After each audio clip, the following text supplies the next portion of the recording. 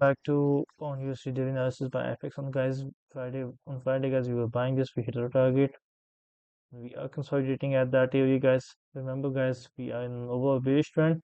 So once we break below guys, we may start to fall, but I cannot start selling this as long as the price stays above 1.35880. Okay guys, and we are all my today's bullish target first would be 1.36342, and guys my next target would be 1.36721.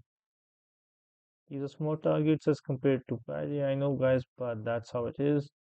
So, but guys, remember we're consolidating. It means losing bullish momentum, but we need a confirmation, and that would be a break below 1.35880. And once we do that, guys, I would start selling this, and my target, guys, I would have only one target, and that would be a big one, which would be the low zone of Friday, which is located at 1.3520. So wishing you guys the best of luck. Hope you guys make money trading this pair, and see you guys tomorrow.